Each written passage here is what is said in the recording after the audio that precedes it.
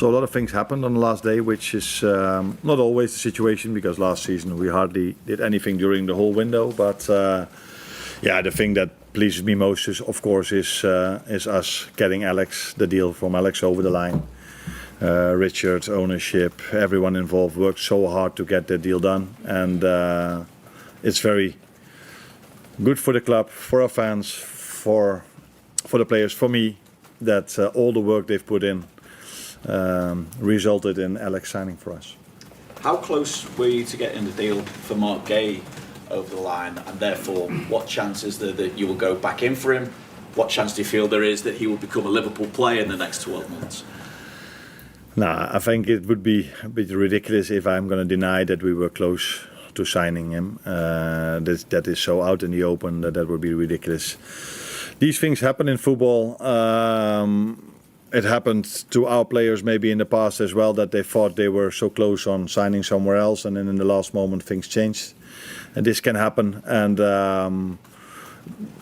for me, we would have liked to sign him, of course, because we were in for him, and he was, like I've said many times, if we can feel we can strengthen the team with a chance in the market, we never hesitate to do so, and that's what we try to do. But we played 1 or 2 days before we played Arsenal, where Ibu and Virgil played an outstanding game, and Joe came in 20 minutes before the end, Joe Gomez, and did outstanding as well. With us signing Giovanni Leone, who had his first international call-up, and Ryan and Watto that can play there. So it's not like all of a sudden we don't have options in that position anymore. It's a pity, but not only for us, but also for the player, I think. But he's in a good place, playing at Palace, where he won the Charity Shield and the FA Cup with a very good manager as well. So let's see what the future brings for him and for us. Just to push it out, would you be thinking January or next summer? If I'm thinking anything, you know that what I think. I don't tell you, but the thing I think most about is Burnley at the moment, I can assure you. With that in mind, how ready is Alexander Isak to play for you and make his debut against Burnley? Because obviously he got his first minutes playing for Sweden against Kosovo. But I also got to ask you as well what you make of the criticism he's received over the way things ended at Newcastle, and what kind of impact that has had on him, if anything at all.